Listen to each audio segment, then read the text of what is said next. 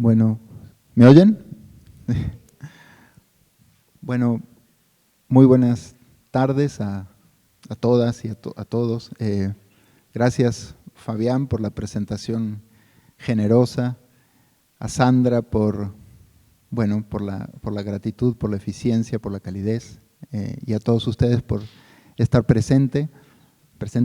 Antes de dar paso a la conferencia, que espero que sea más bien una invitación y una provocación a la lectura, quisiera decir algunas palabras sobre el contexto de mi trabajo, que un poco anunció Fabián, pero quizás de los últimos años, un poco porque no tienen por qué conocerme ni saber un poco cuál es mi lugar de enunciación o desde donde me ubico. Y es importante decir, por lo menos en este momento y enfrente de ustedes, que yo fui formado en la historia como estudiante de pregrado, aquí se dice pregrado, en la Argentina, en Córdoba, de donde soy originalmente, y estudié en México mi maestría y mi doctorado, un poco porque me parecía que la conexión entre los sures es importante desde los lugares donde estamos hablando. Y una de las cosas que, sin abusar, digamos, del tiempo ni contarles cómo llegué a donde llegué en términos de los temas, una de las cosas que sí tengo que decir en este momento, que quizás es si hay algo que me obsesiona un poco y que recorre la temática general de mi trabajo, tiene que ver con lo que yo llamo, junto con una tradición importante de maestros, los usos del pasado. O sea, cómo se utiliza el pasado, el tiempo y la propia noción de temporalidad en los distintos presentes. Y de qué manera esa gestión del pasado sigue siendo fundamental para la administración de poblaciones y para la gestión de las convivencias políticas. Dicho esto, quisiera explicarles muy brevemente cómo es que llegué a la noción de patrimonio. Yo no trabajé nunca, no fui alguien que le encantara la noción de patrimonio, ni que lo sedujeran los procesos de patrimonialización, ni que le pareciera necesariamente evidente la necesidad de trabajar sobre patrimonio. De hecho, en algún momento me parecieron ciertas fórmulas un poco aburridas del trabajo con el pasado, la cultura, la idealización de la noción de lo que tenemos que llamar patrimonio y bla, bla, bla. Pero en determinado momento, cuando empecé a trabajar en México sobre lo que en algún momento se llamaron memorias subalternas, habría que poner entre comillas ese punto, pero bueno, o sea, memorias que no están necesariamente incluidas en la historia oficial de la nación, en las historias que se escriben, que se cuentan, que son hegemónicas, o que se vuelven hegemónicas, ahí empecé a percibir un síntoma que me pareció muy particular, y era que los propios actores de la investigación, las personas que creaban los museos comunitarios, que estaban trabajando en las comunidades, que se llamaban y se autodenominaban a sí mismos agentes locales de memoria, cada vez empezaban a usar más la idea de patrimonio, la noción de patrimonio, y planteaban que si ellos tenían que escoger un interlocutor y plantear frente a una interlocución precisa, no sé, un agente del Estado, un agente de la provincia, un agente del Instituto Nacional de Antropología e Historia, que tenían algo por lo cual pelear en términos de estar orgullosos, en términos de identidad, cultura, pasado, etc., la respuesta que recibían era, muy bien, muéstrenlo, tengan algo para mostrar, algo para exhibir, algo que pueda ser catalogado, digamos, en términos de lo patrimonializable. Y ahí dije, aquí hay algo que me parece interesante. ¿Por qué pareciera más o menos natural la unión entre términos que originalmente son tan disímiles como patrimonio y memoria? ¿Por qué cuando ciertos actores hablaban o peleaban por hablemos de memoria, la devolución que obtenían eran hablemos de patrimonio? ¿Qué significa eso? Un poco, ¿qué preguntas podemos hacerle a esa especie de homologación? Preguntas en términos de, como yo llamo a veces, y de lo que voy a hablar un poquito a lo mejor mañana, preguntas desde una ética de la sospecha, ¿sí? ¿De qué cosas tendríamos que poder sospechar? En términos analíticos, quiero decir, que es un poco lo que nos cabe a los que trabajamos con el pensamiento, ¿no? Ser, como diría Coetzee, el Premio Nobel de Literatura, críticos ante todo, aún incluso ante nuestras propias convicciones políticas, ¿no? Dicho esto, sí, voy a proceder a leer la conferencia, y la lectura es porque si no puedo divagar demasiado e irme por las ramas, y espero ser claro en lo que estoy diciendo. Lo exhibido. Empiezo este apartado con un texto que recibí a modo de escucha. Voy a citar. Observen esas piezas, obsérvenlas fijo. Ahora cierren los ojos. Imagínense en ellas, atraviésenlas con cuidado, como si tomaran su juguete más preciado, el que siguen mirando todos los días. Y sepan algo, de ahí vienen, de ahí venimos. Hay sangre de ellos en cada uno de ustedes. Y la memoria de esa sangre es la que tenemos que cuidar, de la cual tenemos que estar orgullosos. Todo lo que verán aquí es de pueblos que nos dieron identidad. Tenemos el deber de preservarlos, de atesorarlos, de respetarlos. La globalización, la tecnología, eso que llamamos modernidad, nos trajo grandes beneficios, pero también es un monstruo que se traga todo y nos vende espejos de colores. Los mismos que nos vendieron los conquistadores. Tenemos que ayudarlos a resistir protegiendo esa memoria. A la diferencia hay que apreciarla. Y nuestro patrimonio no es solamente el pasado, es la memoria. Conservarlo es nuestro deber social para no perdernos. Eso hace el Museo Nacional de Antropología. Fin de cita. Escuché estas palabras en mi última visita a la Sala Purépecha, en la sección de etnografía del Museo Nacional de Antropología Mexicano, en julio de 2017. Uno de los guías del museo, co-curador de la sala, las profería a un grupo de alumnos de escuela primaria de 4º grado de la capital, o sea, del DF. La sala estaba perfectamente iluminada, con un teatro de sombras entre dioramas y maniquíes que fascinaban a los niños, a la vez que visiblemente los atemorizaban. Los alumnos uniformados estaban sentados en círculo justo enfrente de un diorama espectacular que explicaba la escena familiar en la comunidad, con el mismo nivel de generalidad al que yo estoy aludiendo. El guía adquiría entonces el carácter del narrador, del contador de historias que fascinaba a Walter Benjamin. No explicaba una verdad, no emulaba el discurso científico, contaba una historia de espejos entre tiempos remotos y lugares lejanos. Una historia en la que había, ante todo, antes de la historia misma, un deber con el relato, el exhorto, la orden de la transmisión. En la escena captada donde el guía le habla a los niños, a la que acabo de aludir, se forjan algunas de las ambivalencias productivas y peligrosas, creo, sobre pasado, presente, historia, patrimonio, memoria y cultura. El narrador revela a los niños una especie de secreto.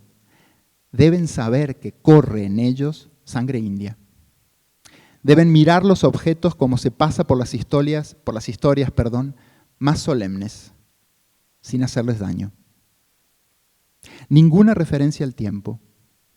¿Esos indios de los que hablaba son indios de ayer? ¿Son indios de hoy? ¿Cuál es la relación de ellos, de su vida cotidiana, con esos dioramas? De hecho, llama poderosamente la atención que sea tan difícil encontrar alguna referencia temporal en las salas de etnografía del Museo Nacional de Antropología Mexicano, que aquellos niños tienen que mirar fijo, como les dice el guía al inicio, mírenlas fijo. La única relación posible entre estas semas a las que acabo de aludir parece ser la condición contemplativa, solemne. Pero a su vez hay una tensión en la retórica persuasiva del guía. De ahí vienen, les dice, de ahí venimos. La memoria de esa sangre es la que tenemos que cuidar y de la cual tenemos que estar orgullosos. Hasta ahí hay un nosotros implícito. Pero luego la dirección del texto muta. Tenemos el deber de preservarlos, de atesorarlos, de respetarlos. Un nosotros y un ellos. La globalización, la tecnología, eso que llamamos modernidad nos trajo grandes beneficios, dice el guía. Pero también es un monstruo que se traga todo y nos vende espejos de colores, como nos vendieron los conquistadores. Tenemos que ayudarlos a resistir. A la diferencia hay que apreciarla, y nuestro patrimonio es la memoria. Me detengo aquí porque después de analizar células de museos, textos de guías, discursos de la Secretaría de Cultura, pienso que estos discursos guionados, acordados previamente en el caso del Museo Nacional, no son simplemente extraños. Creo que apuntan a mantener una ambivalencia necesaria a los fines de administrar poblaciones por medio del gerenciamiento de la cultura y de los mundos del pasado. La lógica de la exhibición que alienta el discurso del guía es la lógica que intenta afirmar que en efecto esos indios aún existen en la metonimia del carácter exhibido. Un cacharro, un traje, una pieza de artesanía. Ahí están. La tradición exhibida pasa a ocupar el lugar de lo que aquí quisiera denominar entonces una reliquia. No es representación ni símbolo del pasado, en tanto mímesis de segunda naturaleza, sino que es un fragmento, testigo, un resto de él mismo. Muestra viva de un pasado magnífico que sería digno de veneración.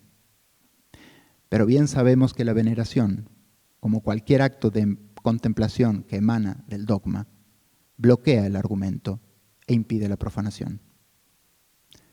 A su vez, si es concebido como resto directo, manifestación objetiva del pasado, la temporalidad se anula sobre el fondo de un no tiempo. Nunca se dice cuándo. Son de ahí venimos, de ahí vienen.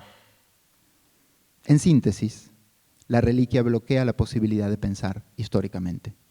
Y sobre todo, la reliquia existe solo cuando una voz exterior es capaz de autorizar el vínculo de lo venerable. No hay reliquia sin autoridad. Y este lugar es, casi siempre, ocupado por el Estado. Hoy, toda la retórica multicultural concibe al Estado como regulador legítimo de una convivencia que necesita de un argumento ambivalente. Somos muchas culturas, pero tenemos una sola historia. Lo cual, indudablemente, refuerza la división clásica de que existen comunidades de cultura y comunidades de historia. Nadie dudaría en que el piso de abajo del Museo Nacional de Antropología, en el que se exhiben los restos arqueológicos de todas las culturas prehispánicas de México, habla por la nación misma, en tanto heráldica, en tanto blasón de respaldo.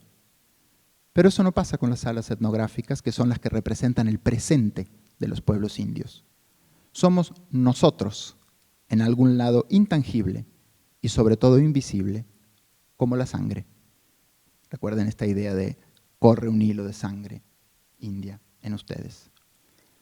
Es una memoria preservable, venerable, pero solo en tanto testigo de una diferencia. Una memoria que se funde con el patrimonio, con un legado que se recibe nunca en tanto libertad, sino en tanto testamento, en tanto prescripción, que no va a poder ser nunca profanada ni criticada. No me parece casual que si hiciéramos una etnografía de los complejos exhibitorios en México, el término complejo exhibitorio es un término que lo acuña un historiador que se llamó Tony Bennett y que habló de cómo en determinado momento entre el siglo XIX y el XX las naciones crean complejos de exhibición, distintos museos, parques temáticos, espacios, museos de arte, museos de etnografía, museos de historia, museos de cultura, en los cuales la pedagogía sobre qué somos era lo más importante, ¿no? Qué somos como nación, como pueblo, ¿no? Decía, no me parece casual que si hiciéramos una etnografía de los complejos exhibitorios en México, veríamos que, curiosamente, el reciente Museo de las Fuerzas Armadas, creado desde la Secretaría de Defensa y por órdenes de Felipe Calderón, el presidente en aquel entonces, en 2010, como parte de los festejos por el bicentenario de la independencia y en medio de un proceso de legitimación de la guerra contra el narcotráfico, decía: curiosamente, ese Museo de las Fuerzas Armadas exhibe un holograma interactivo por el cual la fuerza belicosa de los héroes nacionales, tanto en el periodo independentista como en el revolucionario, son un patrimonio memorial, cito las palabras, de los guerreros mexica, o sea, los aztecas. En el holograma, me refiero al efecto óptico tridimensional que tiene demasiada familiaridad con la representación de lo fantasmagórico y de lo espectral desde el siglo XIX, Cuauhtémoc, el último emperador de México Tenochtitlan, lucha para organizar un ejército y afirma defender la integridad de un pueblo.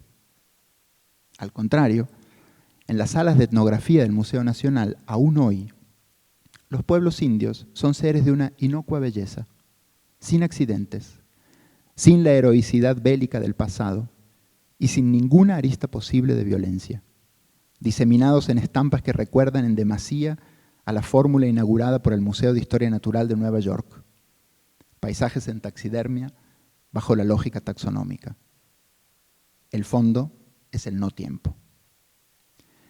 De hecho, actualmente, uno de los poquísimos referentes temporales que aparece en la página de internet de la colección de etnografía del Museo Nacional refiere a la colección purépecha, la misma a la que escuché el Museo del Guía. Purépecha es una etnia emblemática del estado de Michoacán, en México.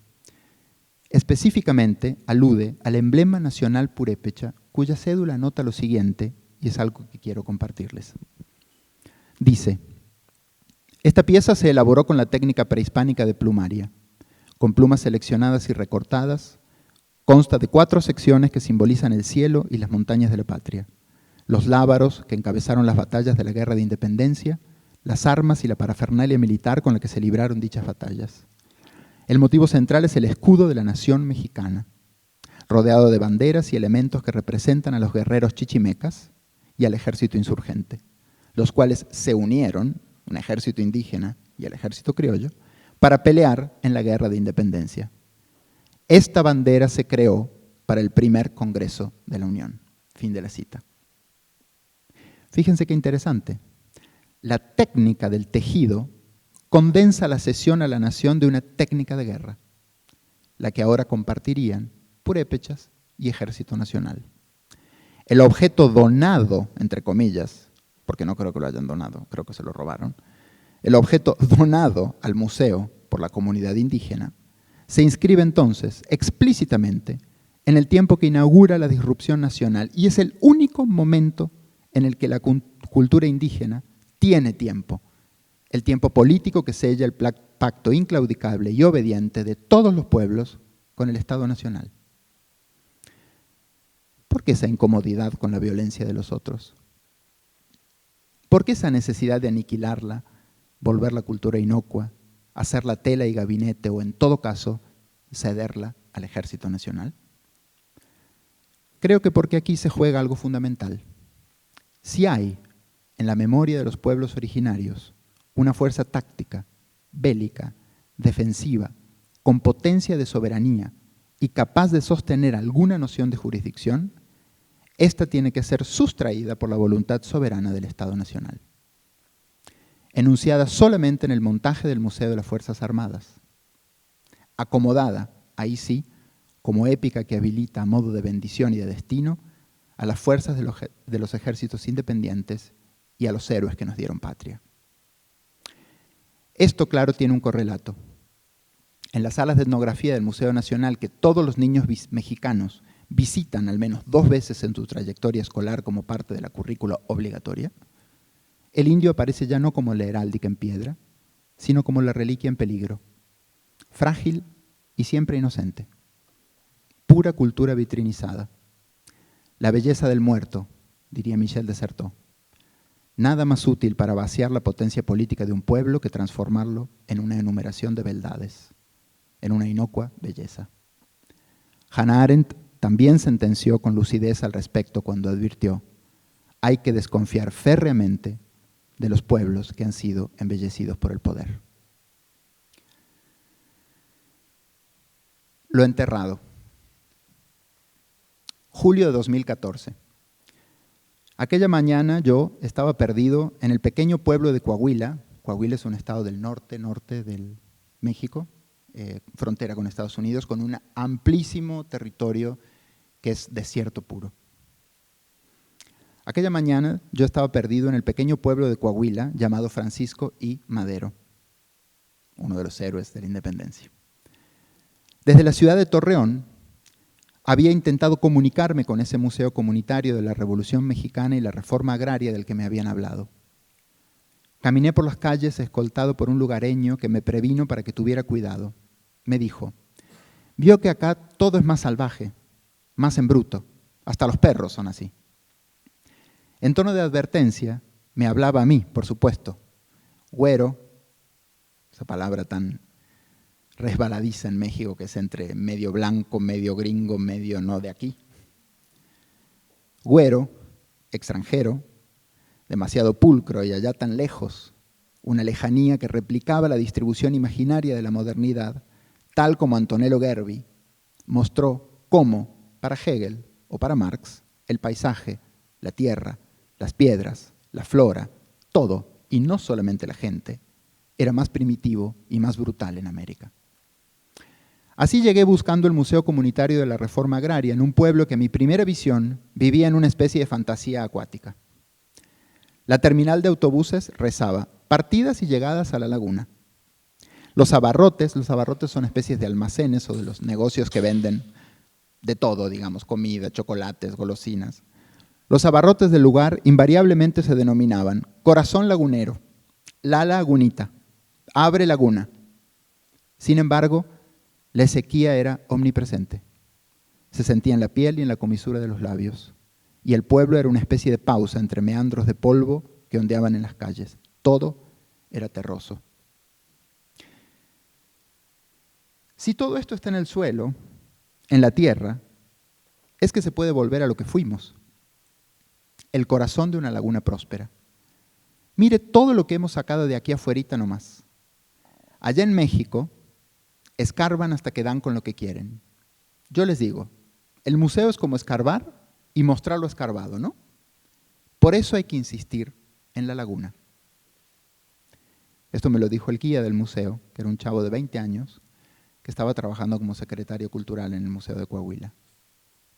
El Museo Comunitario de Francisco I. Madero funciona desde 1997 en una de las dependencias del ayuntamiento y hoy integra parte de la Casa de la Cultura. En el pasaje citado es interesante notar cómo me dice el guía que el suelo tiene las respuestas. El paisaje, extinto, es el atributo mágico que hay que mostrar como potencia. Si fuimos agua, mar, dinosaurio, ruina y revolución, ¿por qué somos polvo y pobres? El efecto función del museo comunitario parece más un artefacto artístico político que un relato de memoria. Hay que volver a ser laguna. ¿Cómo? Desenterrando. No. Del dinosaurio pico de pato nomás tenemos esa foto. Pero fíjese, hasta esto tenemos acá. Bueno, y las ruinas. Por eso digo, hay que escarbar aquí. También son palabras del guía. Escarbar y excavar. Una analogía poderosa sobre la forma de reaccionar a la pertenencia. En Coahuila también hay ruinas, anuncia un epígrafe apenas visible a la entrada del museo comunitario. El museo parecía excusarse en los marcadores discursivos de un diálogo precedente, lo anunciado por la pedagogía nacional. Cualquiera que vaya a México sabe que lo primero de lo que se entera es que en ese país hay muchas ruinas. Ruinas. No solo en el altiplano hay lagos y piedras enterradas, parecía decir el guía. Lo llamativo, a su vez, es esa fuerza de que escarbando se va a encontrar algo prodigioso, una clave, un manifiesto que indique alguna cosa. Me dice el guía nuevamente. A las piezas las desenterramos los vecinos, y estaban guardadas en las casas de familia. Pero lo hicimos así bonito. Usted dirá, ¿no que esto no era un museo de la Revolución? Pero ya vio cómo somos aquí. Siempre llama la atención que la ruina, que la pirámide, que la piedrita. No, no se asuste. Pirámides no encontramos. Estamos en medio del desierto, pero algo hay.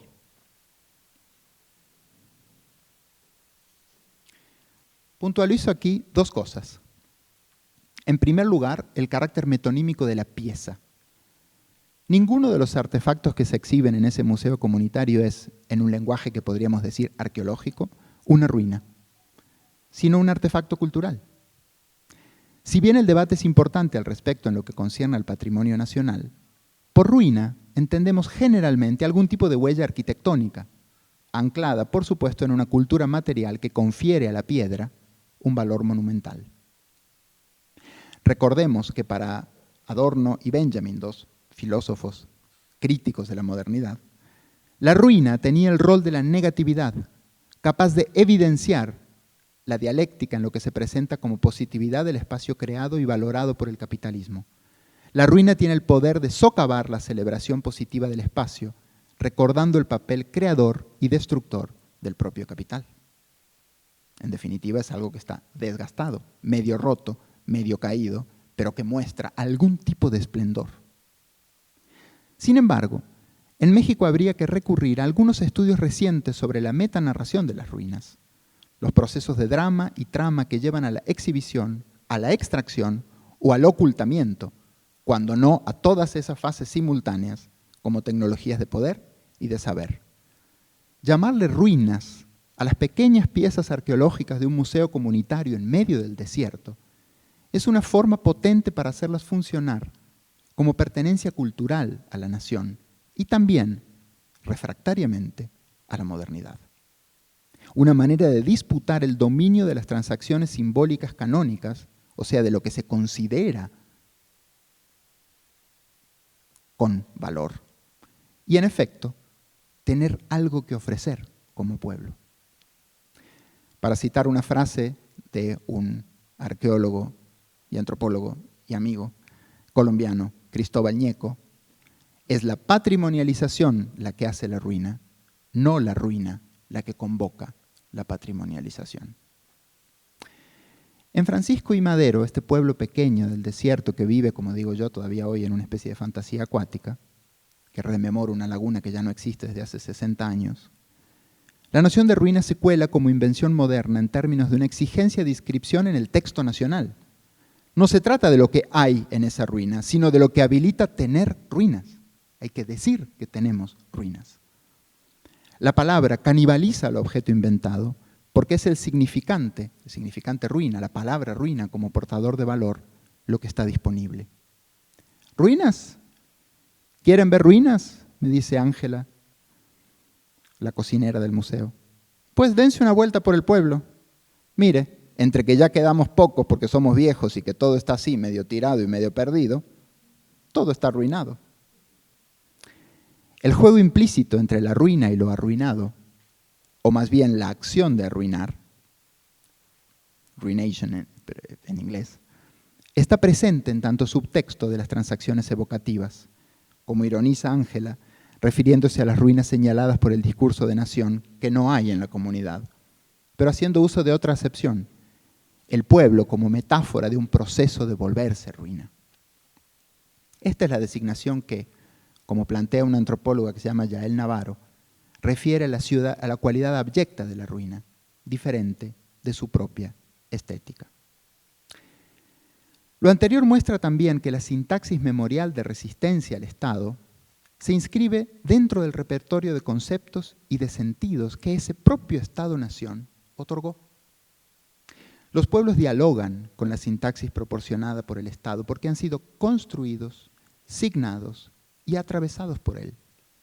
Hablan de patrimonio, hablan de ruina, hablan de espacio, hablan de memoria, justamente porque son los espacios otorgados por los lugares de poder, pero les dan una torsión, les provocan de algún modo una lectura irónica. Las mediaciones son inevitables, pero a estas alturas no creo que exista ninguna memoria que no esté imbricada vis a vis con las nociones de Estado y de nación. Pensar eso es tornar, una vez más, como plantea Said, a la diferencia como un talismán de la pureza y del atavismo. y ese es generalmente un instrumento para la tecné, o sea, para la técnica de la dominación. Todo talismán puede ser capturado, coleccionado, vitrinizado y tratado como botín de guerra en las expediciones de la identidad. Lo que quiero decir es, desconfiemos muchísimo cuando el Estado, los ministerios, las secretarías definen cómo debe ser el otro, cómo debe vestirse, qué debe comer y cómo hay que reconocerlo. Desenterrar, excavar, escarbar. No es en vano recordar para ustedes, sobre todo ante ustedes, digo porque son colombianos, no mexicanos, no es en vano recordar en tiempos del Festival Patrimonial, de conexiones históricas surrealistas y de violencias sin precedentes, que la fundación del Instituto Nacional de Antropología e Historia en México, como institución que resguarda el patrimonio nacional, y la nacionalización del petróleo, como sujeto material de la soberanía nacional, se sucedieron ambos en el mismo año, 1939. El artículo 27 de la Constitución mexicana establece, con pocos párrafos de distancia, que el petróleo y los vestigios del pasado prehispánico son patrimonio nacional inalienable. Incluso en tiempo, en temporalidad, quiero decir, esta analogía es productiva. El momento de mayor actividad en la excavación del Templo Mayor en el centro de la Ciudad de México coincide con el auge inédito de la excavación y producción petrolera. Sin embargo, en ese país la cosa se complica porque el petróleo, la piedra, la pieza y la ruina son equiparables en una poderosa imagen. Todos están enterrados. Y la labor de restitución de ese origen mítico al paisaje está inextricablemente ligada a las instituciones del Estado, o más aún, a la figura mágica del padre. Dirá un antropólogo conocidísimo llamado Alfonso Vázquez León, lo cito: la ciencia de la arqueología sigue adherida a una concepción mítica del origen nacional, a la que nutre y de la que se nutre, que sigue amalgamada a la administración patrimonialista que emana de la figura personal del presidente de la nación en turno. Por supuesto, la excavación y la impronta de encontrar algo bajo tierra que sea patrimonializable, o de saberlo allí, aparece con fuerza en algunos museos comunitarios. En Zacatecas, el pintor oriundo de Zóquite, Guadalupe Pablo Reyes, encontró en las cercanías del arroyo Calabacillas en 1990 los restos de un ejemplar de la megafauna del Pleistoceno. Más allá del hallazgo en sí, lo relevante es la fuerza que cobró dentro de una comunidad pequeña, asediada hoy por la migración a Estados Unidos, por la pobreza y por la sequía. En 2006, el Museo Comunitario de Zóquite encontró eco en las autoridades del Estado de Zacatecas y comenzaron el montaje de una exhibición que tuvo lugar 4 años después, llamada Expo Mamut 2010. Durante 16 años, la apatía total de las autoridades ante el hallazgo predominó en Zóquite, dice una de las cédulas. Me dice el guía en turno en aquel momento, don Pablo: aquí creen que nomás hay pobres. ¡Ja! ¿Quién iba a pensar que teníamos enterrado un mamut? Imagínense, un mamut en este pueblito. Se ríe. Bueno, en realidad voy a ser más modesto, me dice. Solo encontramos 2 trozos de una muela del mamut. Eso es lo que está exhibido. Se dató y el Instituto Nacional de Antropología e Historia en 2008 nos otorgó la custodia en el museo. Sí, se excavó desde 2006 a 2008, pero nada, no encontramos nada más. ¿Quién sabe dónde quedó el resto? De todas formas, este es el mamut, y me señala la reconstrucción que hicieron en una especie de gráfica digital. A partir de la muela se supo todo cómo era y se hizo el esqueleto. El panel a mi costado rezaba «Los mamuts en Zacatecas». Este museo comunitario es uno de los pocos sobre los que he trabajado y visitado que tiene realmente una infraestructura y museografía fuera de lo común. Paneles curatoriales en gigantografía, fotografías ampliadas que ocupan la totalidad de los muros en excelente calidad, luces empotradas de preciso alcance, y demás está decir que no es este tipo de disposición lo que predomina. Ah, no, usted dice ¿por qué está todo aquí tan bonito? El gobierno nos donó mucho, los del Estado. También la asociación fue muy movida con esto del mamut y el ecomuseo, me dice Ariadna, la secretaria. El museo permanece cerrado la mayor parte del tiempo con un candado doble que impide acercarse al predio. Zóquite es un pueblo sin calles pavimentadas y con una población de 3.000 habitantes. Pero adentro, la Expo Mamut 2010 sigue extendiéndose hasta hoy en 2 salas enormes. Comienza con enormes paneles con fotografías de Marco Polo, el inicio de los viajes de exploradores, los cambios en la cosmovisión del mundo renacentista con el descubrimiento de América y después se explican las teorías más importantes sobre el poblamiento americano. En una sobria secuencia de imágenes, Cristóbal Colón, precede a los exploradores portugueses y sobre todo precede al poblamiento inicial americano. Solo es interrumpida la voracidad descubridora por una presencia clave en el territorio americano, los mamuts. Zóquite, con su cuenca hídrica drenada, con su población masculina mermada por la migración a Estados Unidos, sus casas exhibiendo la enorme diferencia entre los que reciben las remesas y los que no reciben nada, y su población total envejecida por la huida temprana de los jóvenes que escapan a la falta de oportunidades y a la violencia del narcotráfico, se encuentra a pocos kilómetros de Zacatecas y no muy alejado del magnificente sitio arqueológico de La Quemada. Sobre la procedencia de este sitio, el de La Quemada, que es enorme y maravilloso, hay una disputa histórico-arqueológica muy fuerte, dada la vasta distancia entre el centro de Mesoamérica, o sea, México, lo que conocemos como Tenochtitlan, las pirámides de Teotihuacán, y esa zona. Mire, me dice el guía del Museo Comunitario, nadie sabe quién la construyó a fin de cuentas.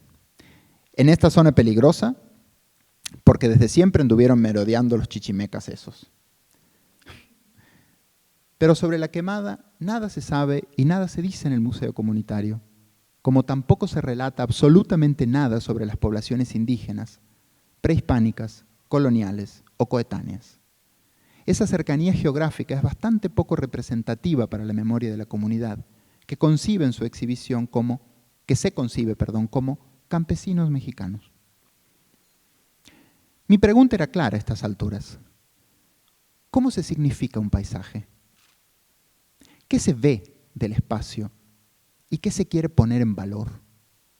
¿Cómo se atrae al paisaje una noción de patrimonio?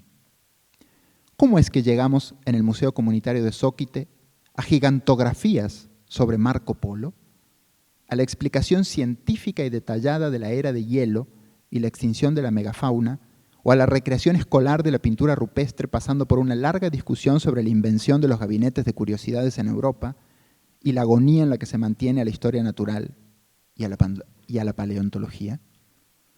¿Por qué el hallazgo de un trozo de muela del Pleistoceno en un arroyo estacional que ya no existe disparó esta sinécdoque de la historia universal más canónica, expuesta con cierta originalidad secuencial, que termina en los mamuts de Zacatecas? Pedro, uno de los cuidadores del museo, poco tiempo antes de que yo me retirara, me dijo: mire, el museo le va mostrando las casas de los campesinos y así, pero ¿un mamut? ¡Ja! ¿Quién iba a decir que aquí había un mamut de esos de las películas? No, hombre. Por eso el INAH no lo quiso soltar durante años. Tapó todo. Si encontraron un mamut, ¿quién sabe lo que encuentra si siguen desenterrando? Usted vio que en este país la arqueología no es cultura, es del gobierno. A lo mejor y hasta lo desaparecieron. Pero el señor Pablo, el que encontró el mamut, tenía las piezas que se llevó al arroyo. A estas alturas no solo tenía claro que el pedigrí de un espacio sociocultural tiene mucho que ver con qué se pueda encontrar bajo su suelo, sino también que aquello que se identifica como paisaje es menos lo que se ve. Insisto, a nadie en la comunidad de Zóquite le importa hablar de las imponentes ruinas de La Quemada. Es menos lo que se ve, digo, que aquello que puede esconder un suplemento, una historia oculta, una narrativa desdoblada. Es ese el gesto que más retengo de esos relatos. Lo enterrado no solo refiere a las figuras mágicas de lo que es invisible y sin embargo sostiene el mundo. Nuestros muertos, los reyes del inframundo, pero también el petróleo, el gas y los minerales codiciados. Lo enterrado también refiere indirectamente a que el uso de los recursos simbólicos allí depositados está bajo sospecha por eso el INAH, o sea, el Instituto Nacional de Antropología e Historia, tapó todo. La arqueología no es cultura, es del gobierno, me dice Pedro. Y esto parece un epítome de las tesis centrales del Leviatán arqueológico de Vázquez León que acabo de citar. Hay que excavar o hay que escarbar. Notémoslo, se usan indistintamente. Y no es menor recordar la sinonimia que escarbar guarda con indagar, con averiguar y con saber. El secreto y lo perdido. No hay evidencia alguna de que el Instituto Nacional de Antropología e Historia se haya interesado por el mamut ni por ningún otro espacio relacionado con Zóquite. Pero lo que importa es la fuerza de ese relato. Hay que desenterrar en Zóquite, en Coahuila o en Oaxaca. Y ese proceso debe estar siempre, de algún modo, envuelto en la ambivalencia.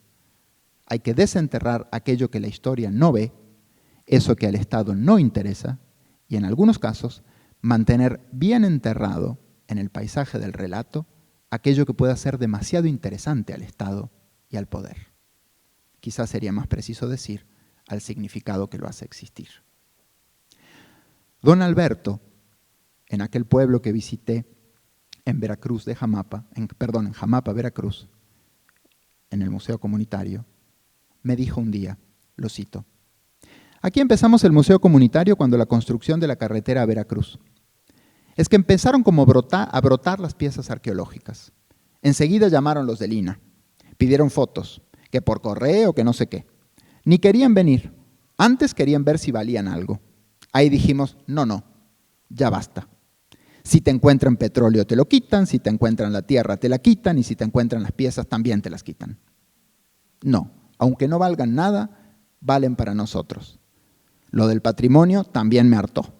Seguro debajo de todo esto hay más, pero están bien ahí y es mejor que ahí se queden. Las palabras de Alberto en Jamapa dan cuenta de ese acto casi paralelo, donde lo enterrado se vuelve una historia de pertenencia, de misterio y de secreto.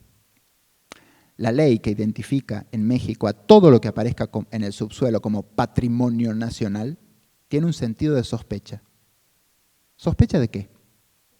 Pocas veces se explicita. Es más bien una actitud frente a la noción de que, como dice Alberto, todo te lo terminan llevando. A mediados del 2012, en San Andrés Mixquic es un pueblo cercano al DF, pero que parece que estuviera a años luz del DF por el tipo de dinámica que tiene, y que es muy conocido porque se volvió pueblo mágico y turístico por la celebración canónica, que a lo mejor han escuchado alguna vez, de la fiesta de muertos en México. Andrés Mixquic es como el lugar de la fiesta de muertos y ellos se autodenominan la capital del Día de Muertos, o conocido en el DF como la capital de los muertos, lo cual suena un poco raro, ¿verdad? Pero bueno.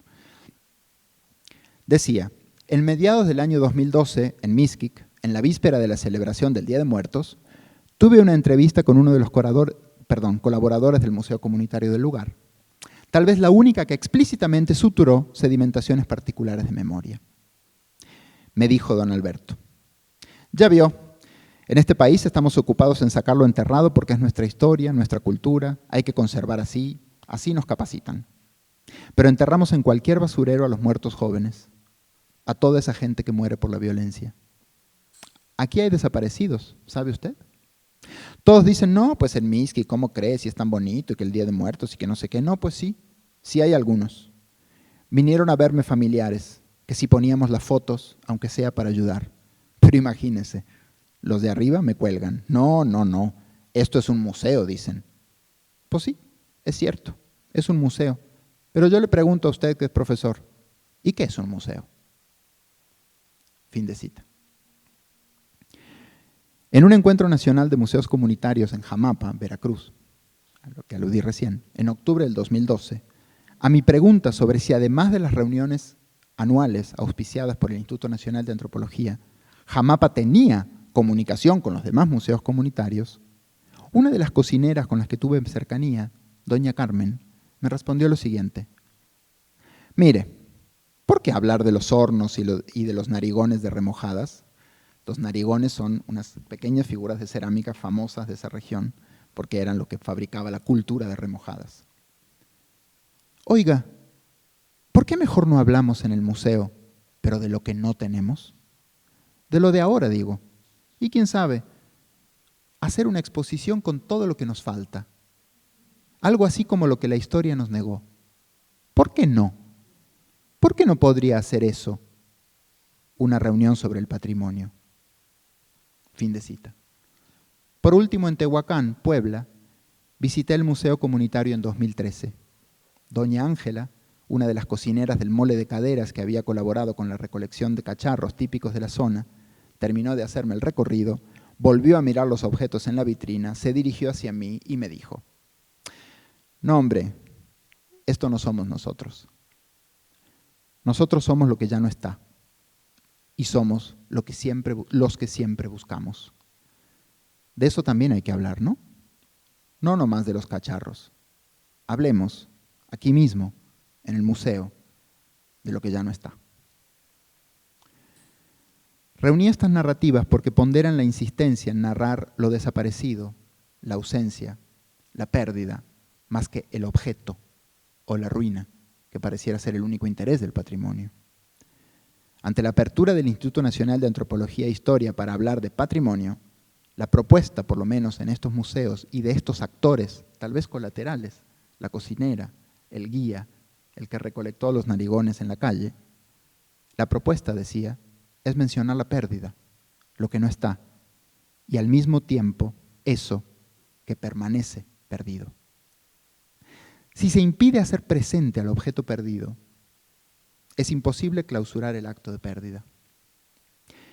Y esta pérdida sin duelo de la que hablo es el resultado de una acción continua, sistemática, prevista, de sustracción. Son comunidades a las que se les exige exhibir lo que tienen, cuando lo que tienen, en demasía, son relatos de pérdida. No es una pérdida producto del azar, de los procesos del bios o de la voluntad. Es una pérdida articulada por los procesos bio y necropolíticos del poder. Me dice Ángela, como acabo de decirles, nosotros somos los que siempre buscamos. Pareciera decir, nosotros somos los que siempre hemos sido obligados a perder. Me pregunto y le pregunto a ustedes, ¿podría el patrimonio hacerse cargo de los relatos de pérdida? ¿Podríamos dejar por un momento de homologar fácilmente patrimonio con memoria, o más aún, con una noción inocua de culturas sin accidentes, sin asperezas, sin conflicto? No solamente porque se le quite el conflicto a la noción de patrimonio. Quizás es más problemático que esto. El conflicto parece enmarcado por un enunciador que acomoda su sintaxis, controla el código y direcciona la significación. Ese es el problema principal que veo en estos momentos en los procesos de patrimonialización. Para finalizar, los fragmentos expuestos dan cuenta, creo, de algo clave. El trabajo político de la memoria sobre el tiempo no es tanto un trabajo de rememoración, sino un trabajo de conexión. Y sabemos que cuando se intenta suprimir un hecho sobre la memoria colectiva, un hecho violento, el despojo de tierras, lo que fuere, no se reprime necesariamente al acontecimiento. Lo que se intenta reprimir es la conexión del acontecimiento con los tiempos discontinuos de la experiencia. Mostrar eso es la apuesta, por ejemplo, de Walter Benjamin, el famoso filósofo alemán, en las tesis sobre el concepto de historia. Mientras ciertas voluntades políticas intentan destronar esa conexión, al homologar vagamente una idea inocua de patrimonio con un deber heráldico de memoria, como si la memoria objetivara pieza, ruina y cedulario, los actores la refuerzan. Los actores entrevistados, que aquí les he mostrado en fragmentos, invocan esa conexión en una estrategia similar a la del montaje. ¿Quién iba a decir que teníamos un mamut? ¿Quién sabe qué encontraban si seguían desenterrando? porque pirámides no, pero algo hay. ¿Cómo volver a lo que fuimos? Desenterrando. Fíjese, si hasta dinosaurio teníamos. Por eso, aquí hay que escarbar. Seguro que debajo de todo esto hay más, pero están bien ahí. Ah, es que nosotros conocemos otra historia. En este país estamos ocupados en sacar lo enterrado porque es nuestra historia. Hablemos aquí de lo que ya no está. Tomo estos fragmentos de las piezas que he leído. Pensar desde aquí al patrimonio como aquello que invoca lo desobediente, en tanto no capturable, es algo que me interesa particularmente. En esta conferencia que les platiqué, intenté mostrar de qué manera y repetidamente las narrativas de patrimonialización suelen funcionar para suprimir conexiones peligrosas de memoria, peligrosas para el poder, peligrosas en tanto intentan disociar las relaciones férreamente instituidas en los complejos pedagógicos del Estado. Si bien no lo expresa de manera literal, don Alberto me sembraba la duda. ¿Por qué no poner junto con las piezas desenterradas prehispánicas, enterradas por una forma específica de violencia de conquista y de colonización, al rostro de jóvenes enterrados ahora por la violencia necropolítica del Estado postcolonial? ¿Será cierto que esas dos cosas no tienen nada que ver? Es que esto no va en un museo. ¿Y qué es un museo? A la pregunta yo mismo me la hacía desde el inicio de la investigación. Y ahora, hecha por Alberto, la politicidad de la duda me asaltó como un deber de respuesta y se la devuelvo a ustedes. Gracias.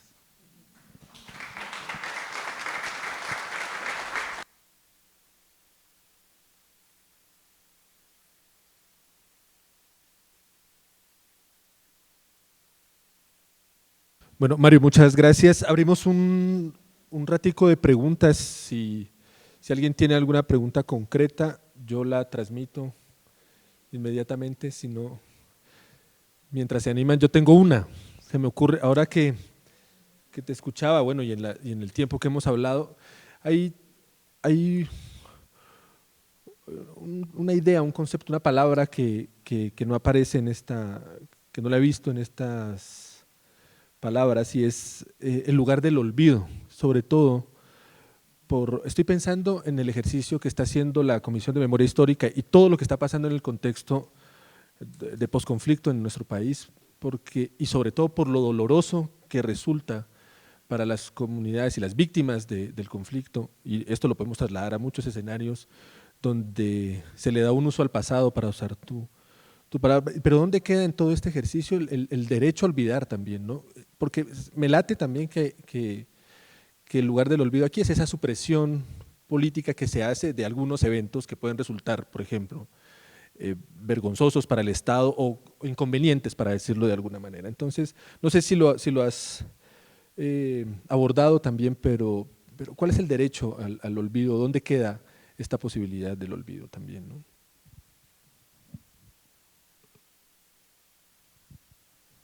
¿Hola?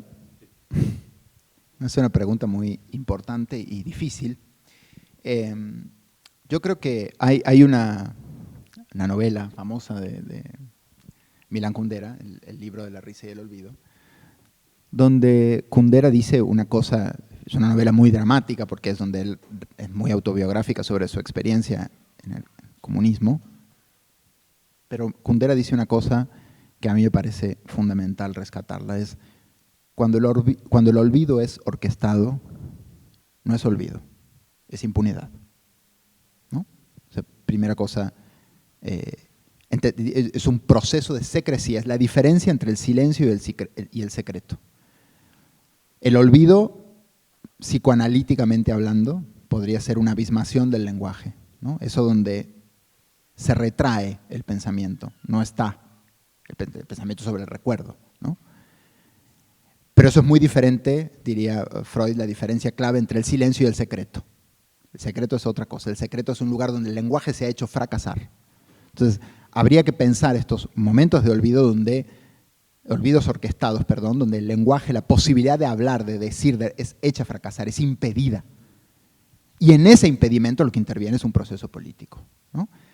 A mí me gusta mucho la frase de Auger, de Marc Auger, de es imperioso que exista un deber colectivo de memoria junto con un derecho individual de olvido. Y eso me parece fundamental. Claro que hay que tener, es profundamente defendible el derecho a olvidar. El derecho a, quiero decir, el derecho personal, el derecho íntimo, diríamos, a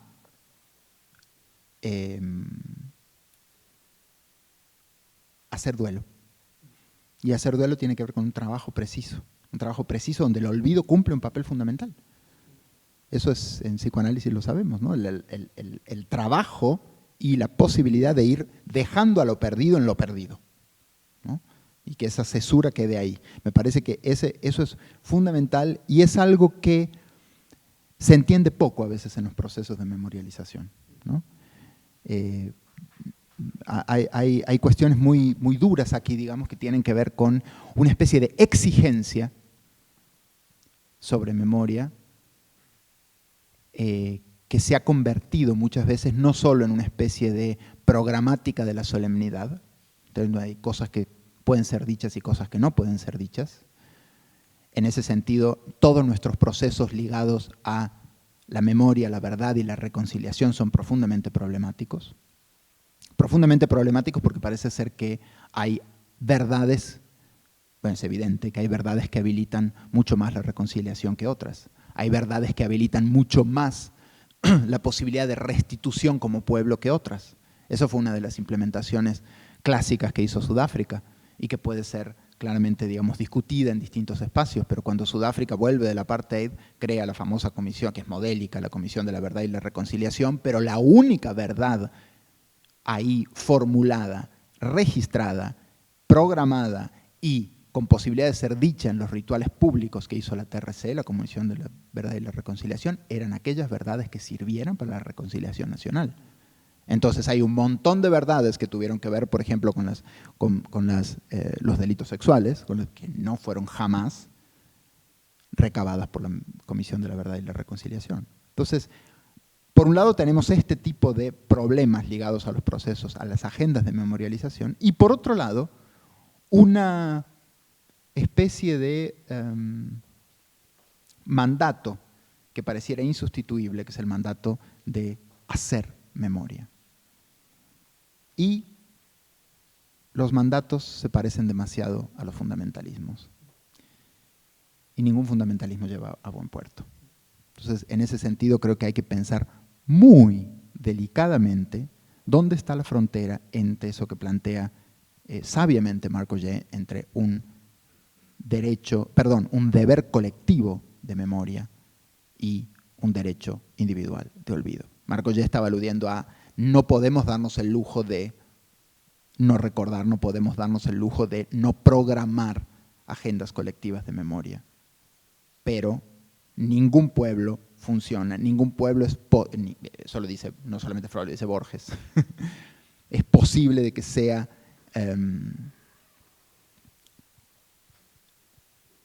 de que se reproduzca, de que camine, de que funcione sin olvido. Entonces, ese es un punto aquí como central, una delgadísima línea que hay que siempre estar recordando. Ustedes recuerden, hablamos mucho ahora sobre la nación, lo que significa la nación, y si la nación sí, si la nación no, lo que fuere, y de lo que implica la nación y las nociones de identidad común, historia común. Pero Ernest Renan, a finales del 19, en 1886, dio una conferencia que todavía es muy vigente, que se llama ¿Qué es una nación? Ciento y tantos años después, ¿no? Y la principal tesis de Renan ahí es: las naciones son mucho menos lo que recuerdan que lo que olvidan. Y lo central que olvidan las naciones son sus guerras fundadoras, sin dudas. Para poder crear una épica que le da derecho de concesión identitaria a una nación, lo que hay que olvidar son sus guerras fundadoras. Son las violencias que dieron lugar a las violencias que dieron lugar al mito nacional, ¿no? En ese sentido, digamos, a quienes masacraron, a quienes quiénes son los sujetos, digamos, de las víctimas, digamos, de esa violencia, ¿no? En el caso argentino es más que emblemático las violencias particulares, digamos, de la conquista del desierto, que además lleva en su propia toponimia el indicador de ese olvido. No se conquistó un sujeto, se conquistó un paisaje. La conquista del desierto, nada más eufemístico y ridículo que eso, ¿no? En ese sentido, este olvido orquestado del que hablamos, que tiene que ver justamente con la impunidad, con lo que es necesario e imperioso que se torne discurso de Estado, discurso disciplinar, discurso visible. Junto con eso hay problemas mucho más profundos. Cuando yo hacía, que son los que tú aludes, ¿no? Cuando yo hacía trabajo de campo en estos museos comunitarios, en lo que no dije ahí en Francisco y Madero, escribí un texto que es solamente sobre ese museo, porque realmente es muy, muy importante, ¿no? Muy importante para mí, ¿no? El museo es X, es un lugar muy pequeño, pero esto que les digo de que en todos lados estaba la laguna presente y era un lugar que les juro que yo nunca tuve más sed acumulada que en ese lugar. Todo era seco, terroso, y todo era la laguna aquí, la laguna. Hablaban de un vergel que yo no... Bueno, resulta que había habido una laguna, sí, hace muchos años. Se llama, de hecho, ese lugar la Comarca Lagunera. Les juro que no hay una gota de agua en ningún lugar. Bueno, entonces yo pregunté en un momento, esto no lo platiqué aquí en la conferencia, pero pregunté, bueno, a ver, ¿y la laguna qué? ¿No? No, la laguna se secó. Y eso es terrible, fue tremendo para nosotros, porque imagínense, estos eran terrenos ejidales, fue el gran experimento de Lázaro Cárdenas después de la revolución de repartición de tierras, después de la Revolución Mexicana.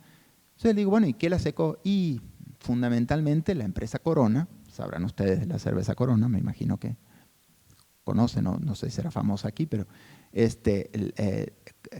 fundamentalmente Corona y Lala, por eso había una que se llama La Lagunita, porque de hecho me enteré en ese lugar que Lala es, aquí debe haber una marca similar, seguro en todos los países hay, la marca de lácteos fundamental de México. Son dos, Lala y Alpura. Lala se llama Lala por La Laguna. Yo no sabía eso, me enteré ahí, porque resulta que ahí nació esa empresa. Pero entonces, claro, yo les digo, a ver, ¿por qué nada? Pero digo, ¿por qué me tienen que las ruinas, que la pieza? Pero digo, ¿por qué nada de esto está en el museo comunitario? ¿Por qué nada de esta violencia, este conflicto? Y entonces en un momento, primero me dice lo obvio, no, bueno, no, porque aquí el patrimonio, lo bonito, lo que tenemos que estar orgullosos, imagínense. Y al final, cuando ya había más confianza y demás, el chavo Alberto me dice, ¿usted se imagina el lío que provocaríamos en esta comunidad? Que tiene que vivir a duras penas de esas dos empresas y que están enfrentados entre quienes perdieron las tierras, quienes perdieron el agua. ¿Usted se imagina el lío que aquí produciríamos si tematizáramos eso aquí? Gracias a Dios, me dice, gracias a Dios, pudimos crear un espacio con el museo en el que pudimos volver a hablar. El tesoro es volver a hablar. ¿De qué? Cada quien sabe, ¿no? Como diciendo, usted que viene con la capital y tan sabiamente diciendo, ¿y por qué no hablan del conflicto y del por qué no exponen? Espérese, no es tan simple esta cuestión de hagamos memoria, recordemos. Hay ciertos procesos que en la arena de la vida cotidiana implican otros tiempos y cosas que indudablemente es imperioso no decir. Como existir, sí. Sin embargo, yo aquí diría una cosa importante que me parece quizás, no sé, esta pregunta se la devolvería quizás a ustedes también en términos de lo que pasa en Colombia. Pero yo empecé a estudiar museos comunitarios en México con una idea bastante naif, si se quiere, que era un poco, vamos a ver qué pasa en la arena del mundo social y cómo la gente de abajo, los de abajo, cuentan una historia distinta de la nación. Y lo que me encontré fue, en muchos casos, una réplica de la historia de la revolución, la historia de la reforma agraria, la historia de las conquistas, de las leyes, digamos, de reforma. Y primero la verdad es que no supe bien qué hacer. ¿no? Quedé un poco perplejo como diciendo, bueno, pero entonces lo único que existe, como diría Dessertó, es el relato de lo mismo. Aquí diría dos cosas. La primera es que en muchos sentidos, y esto creo que lo tenemos que tomar muy en serio, la voluntad de pueblo y la voluntad de existencia comunitaria muchas veces pasa por la inscripción en el relato mayor. Es decir, oigan, nosotros, como me decía, aquí lo acabo de leer, ¿no? Nosotros también tenemos ruinas y nosotros también teníamos un lago, como México, Tenochtitlan, ¿no? Nosotros también somos mucho más en la cultura del norte, que siempre se sintió aislada del resto de México, siempre se sintió, bueno, se lo han hecho sentir, no mexicana. Entonces, primero una voluntad de inscripción en ese relato mayor. A partir de ahí, sí, una crítica fundamental. Hay algo que aquí no leí, un relato que me quedó aquí grabado en el mismo lugar, en Jamapa, Veracruz. Esta misma mujer, esta misma cocinera que me decía, ¿por qué no hacemos un museo de lo que no tenemos? ¿Por qué no un museo de lo que no hay? ¿Por qué un museo de lo que nos negaron? ¿Por qué no pensar en eso? En un momento me dice, yo le dije al maestro, ¿por qué hacían ahí el encuentro de todos los museos comunitarios del país? Eran como 70. Entonces me dice a mí, yo le dije al maestro, que era el que organizaba el encuentro, ¿por qué no empezamos cantando el himno nacional? Y el maestro me dice, no, ¿cómo se le ocurre? ¿Cómo vamos a cantar un himno nacional si lo que estamos defendiendo es la comunidad? Y ella, Ángela, me dice a mí, y yo le dije al maestro, mire, yo aprendí lo que tengo en común con un oaxaqueño en la escuela y en la televisión. Así que quizás sería mejor cantar el himno nacional y después de eso mandar a México a la chingada. ¿No? O sea, como decir, primero tener algo en común de lo que hablar y no esta cosa de parecer, y aunque sea ese relato nacional, y a partir del relato nacional, romperlo, ¿no? Entonces es esa voluntad un poco que aprendí yo a ver eso en los museos comunitarios. Son, sí, muy distintos a los museos comunitarios, por ejemplo, que yo había visto primero, que por eso empecé a trabajar, que eran los museos comunitarios sudafricanos, que son profundamente críticos de la historia del apartheid y de la historia nacional. Pero ahí el proceso es completamente distinto. Si hay, como siempre suelo decir yo, un Estado que logra fagocitarse cualquier iniciativa que venga de abajo, ese es México. ¿No? Los museos comunitarios nacen de iniciativas muy particulares de Oaxaca, fundamentalmente, que querían que no se siguieran llevando las piezas el Instituto Nacional de Antropología e Historia y piden crear esta figura del museo comunitario porque la habían visto en Chile y en Brasil. Y entonces ahí, ¿qué hace el Instituto Nacional de Antropología e Historia? Sabiamente lo digo terrible, no porque yo lo apruebe, lo que hizo fue decir, quieren un museo comunitario, perfecto, hagan un museo comunitario y lo convertimos en un programa nacional de museos comunitarios. Entonces crean el programa nacional de museos comunitarios, lo integran en las políticas nacionales del patrimonio y se acabó la cosa, porque en realidad lo que hacen es controlar precisamente qué se puede decir, qué no se puede decir, qué pueden hacer los agentes. Y hay un discurso muy fuerte de que lo que corresponde en el museo comunitario poner es aquello que enorgullece la existencia de la comunidad. Es esta idea de la que hablo aquí, de la veneración, de la reliquia y de la veneración, y que entonces eso bloquea la posibilidad del conflicto, la crítica y la posibilidad de que aparezca lo accidentado, digamos, en esa historia. Entonces, ante su pregunta yo diría, hay una exigencia más que una existencia de esos museos. Hay una exigencia de que podamos hablar de una cosa a otra, y una intervención de las voluntades siempre maquilladas, reformuladas por el reconocimiento, por el orgullo, por toda la retórica del multiculturalismo liberal, ¿no? Claro, yo me pregunto, una retórica muy especial, porque además lo que sí es evidente, y de esto tampoco hablé, porque no se puede hablar de todo, pero lo que sí es evidente es que hay ciertas cosas muy complejas en el caso mexicano. A mí me gusta utilizar esta figura de Aníbal Quijano, el gran sociólogo peruano que murió hace poco, cuando Quijano decía, nosotros en América Latina compartimos una sintaxis. La sintaxis, un tipo específico de sintaxis. Hay campesinado, mestizaje, negritud o afroamericanidad. etcétera, etcétera, pero está acomodada siempre en gramáticas nacionales, que difieren altamente entre cada una de ellas, ¿no? Son muy, muy distantes en ese sentido. Entonces yo aquí diría, una de las cosas que ha bloqueado en el caso de México, ustedes podrán trasladarlo, digamos, al caso colombiano y me dirán cuáles son en el caso colombiano, pero una de las cosas que ha bloqueado en México en particular son sus otredades no permitidas, ¿no? Entonces, la civilización, por ejemplo, la cultura china en México, que es muy fuerte, sobre todo en el norte de México, que ha tenido una masacre brutal a principios de los años 20, sobre lo que acaba de escribir Julián Herbert, que no han permitido que el escritor Julián Herbert, sumamente conocido en México, un magnífico escritor, presente su libro en Mexicali, porque la comunidad china dijo, de esto no se habla aquí, punto.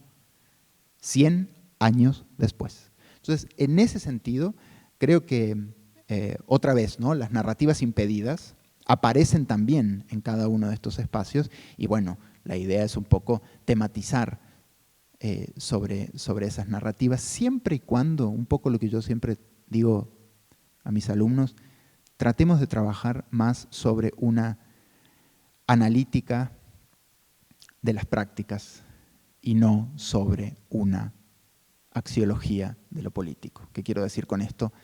Que muchas veces lo que me produce a mí escozor es que a veces llevamos con tal fuerza lo axiomático de lo que pensamos como investigadores y de lo que creemos, diría Hayden White, la deseabilidad de lo real, de lo que queremos que realmente suceda en el mundo, que dejamos de analizar lo que realmente sucede.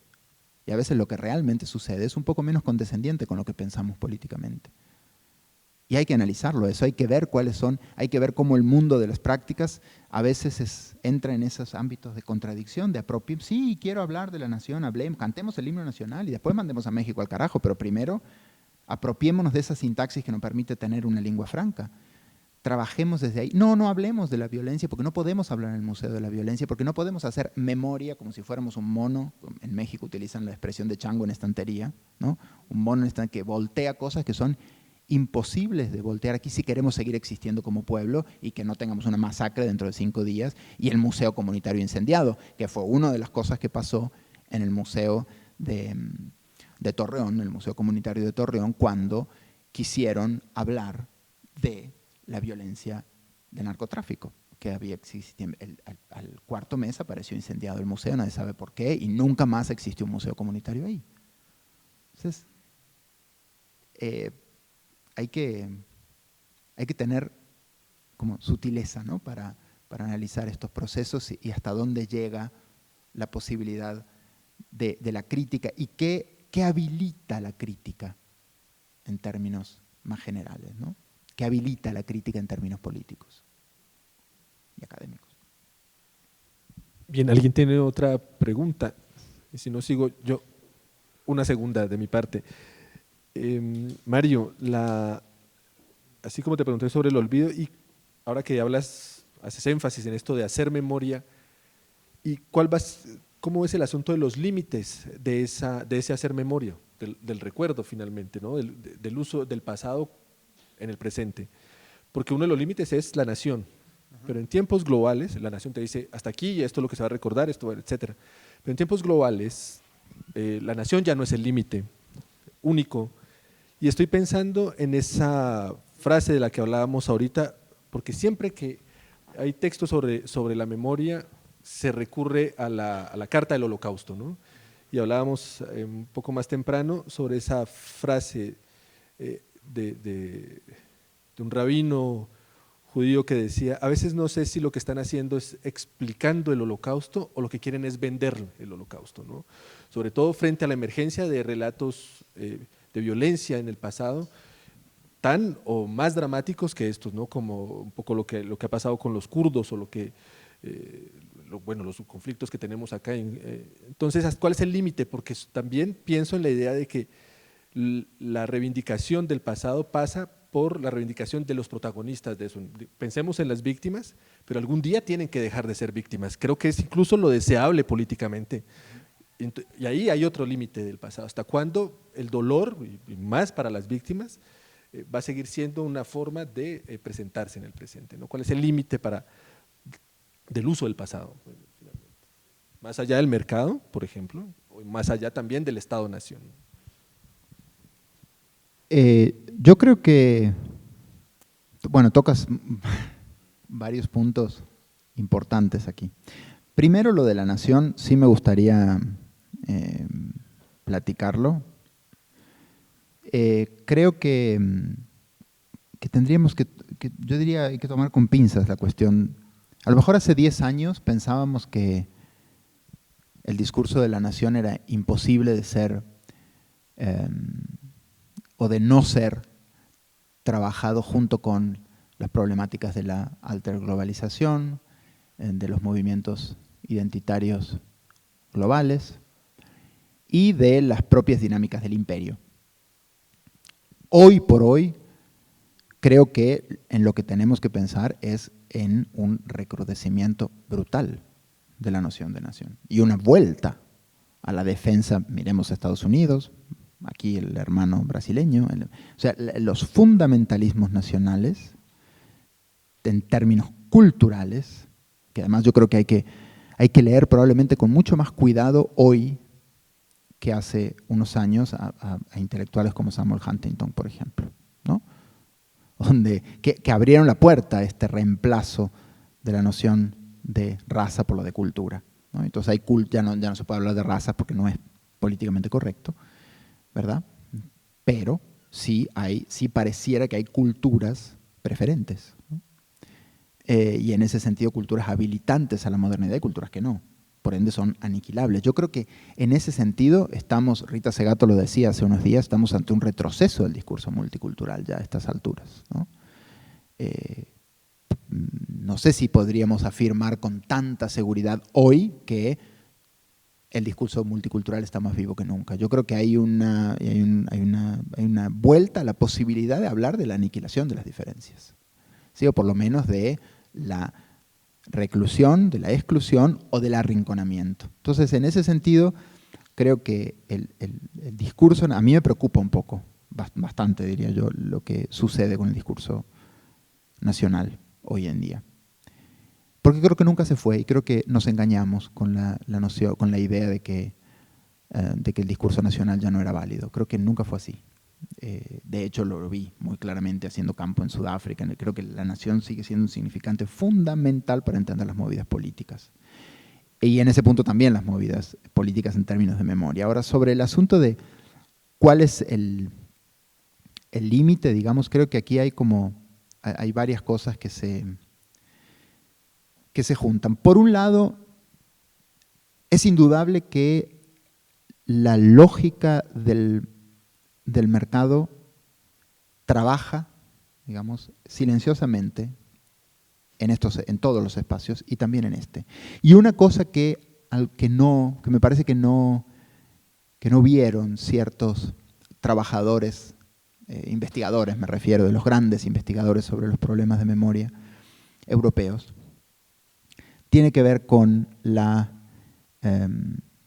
capacidad, una cosa que nos enseñaron los teóricos postcoloniales, tal vez los indios de la India, con muchísima precisión, como Dipesh Chakrabarty, por ejemplo, que planteó en su momento en un libro maravilloso que se llama Provincializar Europa, que dice, ojo con pensar que la función del capital es aniquilar la diferencia, ¿no? Y crear homogeneidad. Ese es uno de los pasos del capital, pero la diferencia es fundamental para la reproducción del capitalismo. Siempre tiene que haber alguien diferente para que el mercado lo fagocite, lo conquiste de algún modo. Y esa diferencia también tiene que ver con aquello que parecería absolutamente alejado de los valores de cambio. Entonces, alguien podría decir, no, bueno, no se puede vender el dolor. Sí, sí se puede vender el dolor. No solamente se puede vender el dolor, volverlo mercancía es parte fundamental de la anulación de la semejanza, de que uno se reconozca en que eso puede pasar, ¿no? La semejanza con el hecho. Esa es una de las cuestiones fundamentales por las cuales el dolor del tercer mundo se vende al primero, por ejemplo. Son las cuestiones clásicas. En Sudáfrica para mí esa era una de las cosas, hay un pequeño texto que hice alguna vez sobre eso. Lo fundamental de entender qué pasaba en el Museo de Robben Island, donde Mandela había estado 18 de sus 27 años de prisión, bla, bla, bla, era lo más crudo, digamos, era en la forma en la que turistas franceses, ingleses, estadounidenses iban ahí con una especie de compungencia total, pero también con la seguridad de que eso no les iba a pasar a ellos nunca. O sea, era la noción de, bueno, qué fuerte lo que aquí pasó, qué tremendo. Y sin embargo, eso había sido, eso fue, y hoy se lo comentaba a Fabián, eso fue una de las cosas quizás más dramáticas y brutales del proceso sudafricano. Que la única forma, no sé si la única, pero la forma principal que encontró para salir del agujero económico, político, social y de violencia en la que encontraba fue convertir la memoria del dolor en mercancía, en su producto típico. Eso es. Y así es. Entonces, el punto no es solamente hacer un juicio de valor moral sobre el asunto, en términos de, uy, qué feo, qué horror. No, el punto es tratar de entender qué es lo que eso anula. Y lo que eso anula es lo que hace la fetichización de la mercancía, ¿no? No es, yo creo que es muy importante lo que preguntas. O sea, primero creo que hay algo fundamental en la lógica patrimonial que tiene que ver con, la lógica patrimonial con esta idea particular de pueblos, y que tiene que ver con que, primero, se tenga algo que mostrar, no necesariamente que decir, porque el control, una de las cosas fundamentales que yo aprendí en México con esto de los museos comunitarios es que a cualquier pueblo le dejaban hacer un museo comunitario, pero no a cualquier pueblo le dejaban hacer un archivo, por ejemplo. Una vez me dice Sandra, ¿usted qué viene? El señor de Mixquic. Me dice, ¿usted qué viene a buscar acá? ¿Papeles? No, me dice, papeles al gobierno. Eso no, a nosotros acá nada escrito. Piedritas y eso sí. Pero algo escrito, eso el gobierno. Tenía clarísimo la idea de que también esta cosa de la especie de talismánica de la palabra escrita, de herencia claramente hispánica colonial, porque si hay una tradición, la tradición habsburga es la tradición principal que une, digamos, lo escrito y lo archivado con la posibilidad, con la gobernabilidad, ¿sí? Entonces, con el control de la gobernabilidad. Entonces, en ese sentido, creo que la noción de que mostrar, poner en vitrina, es preservar una idea particular de cultura que puede ser mucho más domesticada que la idea de historia. Eso es un poco lo que planteé al inicio cuando dije sociedades de cultura y sociedades de historia. Una de las cosas fundamentales que dice el artículo segundo constitucional es que en México hay muchas culturas, pero una historia. Es decir, son muchas culturas, pero una nación. Y el control del discurso nacional es el histórico, por excelencia. Entonces, en ese sentido, creo que es fundamental que los pueblos de algún modo se reivindiquen en esta idea de, primero, de lo positivo, una insistencia sobre la positividad, sobre aquello que existe, con lo cual reconozco y con lo cual de algún modo alimento el discurso nacional a partir de lo que reflejo como positivo. Una estatua, una vestimenta, una comida típica, un cacharro, lo que fuere, ¿no? Pero por otro lado, porque a partir de ahí es mucho más fácil de controlar el discurso de cultura, porque en definitiva es un discurso que se puede sustraer de las conexiones con aquello que se perdió, fue violado, fue conquistado, fue expulsado, fue despojado. Entonces, en ese sentido creo que los discursos de este tipo, digamos, de noción de cultura son mucho más fáciles de acomodar en la sintaxis nacional que un discurso que, por ejemplo, una temporalidades absolutamente distintas como la temporalidad de la conquista con la temporalidad del presente. Esa labor de montaje que Michael Taussig nos enseñó, mucho trabajando incluso sobre Colombia, tiene que ver con eso, ¿no? Taussig decía, la única, por supuesto sacándolo de Benjamin, pero Taussig decía, la única posibilidad de crear una contrahistoria es hacer un montaje, es a partir del montaje. ¿Por qué? Porque no tenemos archivo de la tradición del oprimido. Los oprimidos no crean archivo. El archivo es, el enunciador del archivo es el poder. La única forma de trabajar con el archivo es rompiéndolo, leyéndolo a contrapelo, diría Benjamin, rompiéndolo y creando una tradición que nazca de las conexiones que han sido impedidas. Y eso sí es algo que celosamente, creo yo, el poder resiste. Y me parece que esta idea de mostrar, trabajar con el resto, con el reducto, con la huella, con el objeto, que hace siempre metonimia, o sea, la parte que reproduce el todo, ¿no? Que representa el todo, es mucho más controlable que si se deja, digamos, a la invención la posibilidad de hablar de lo perdido, de las conexiones propias de una historia particular, etcétera, etcétera, ¿no? Sí, en parte es, exacto, en parte es controlar lo que puede ahora, controlar lo que puede haber en términos, insisto mucho en esta idea de algo que pueda ser tangible, mostrable y llevado a la lógica del objeto, porque además estamos acostumbrados, hemos sido educados en la pedagogía del objeto etnográfico, como diría Bárbara Kirchenblatt, ¿no? Estamos acostumbrados a pensar que los subalternos, los indígenas, los pobres, hacen alguna cosa. Cestería, artesanía, fabrican algo, tienen alguna, pero no necesariamente producen narrativas que puedan interpelar las narrativas del poder. Entonces, eso es también lo que está en juego. Yo creo que ahí hay una pregunta interesante que nos tendríamos que hacer.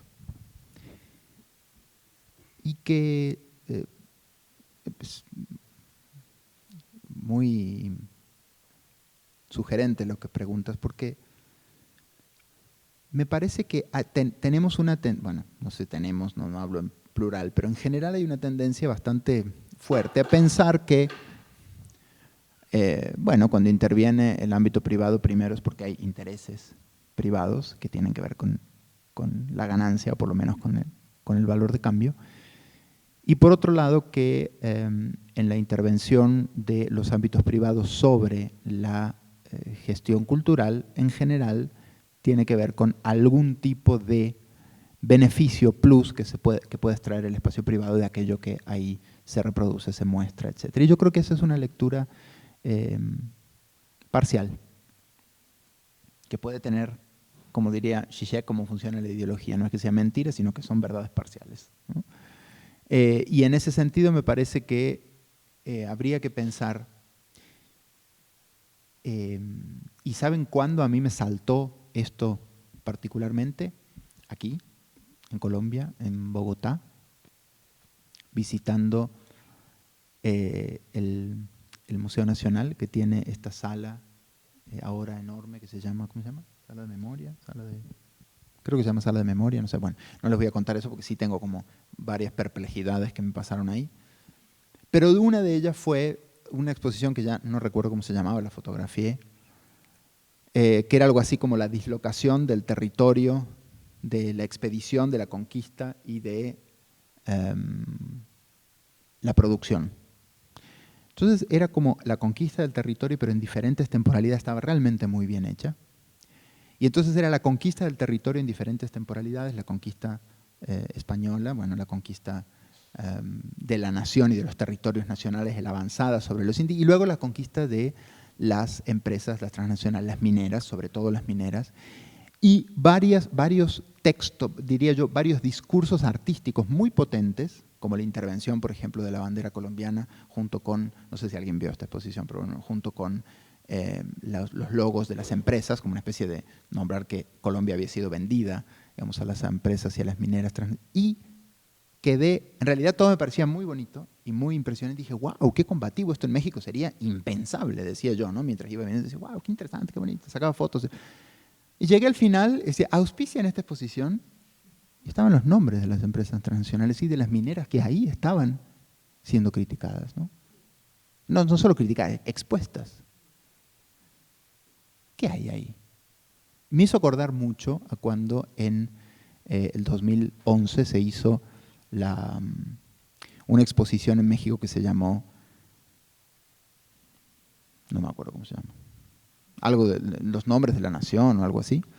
Y entonces la exposición terminaba con una pieza hecha por un artista, además que conozco, muy bueno por cierto, un artista contemporáneo que había trabajado las distintas voces de las represiones del Estado, pero la pieza que más duraba eran las voces de los asesinados y torturados durante la presidencia de Calderón, o sea, en el momento en el que la exposición estaba hecha, el momento preciso en el que, o sea, todavía Calderón era el presidente, y se escuchaban los discursos de Calderón hablando, y atrás de eso la cédula que decía esta pieza fue auspiciada por Presidencia de la República.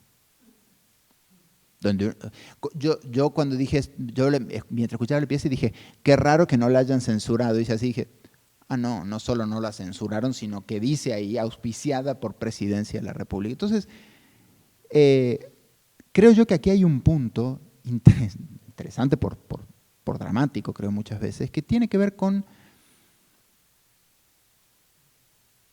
hasta qué punto el poder sabe, no quiero actuar, odio las expresiones tipo el poder, pero bueno, quiero decir, de qué punto las instancias, las agencias, saben que las válvulas de escape son necesarias, las tienen que auspiciar, y si es necesario auspiciarlas con el nombre, también lo hacen, ¿no?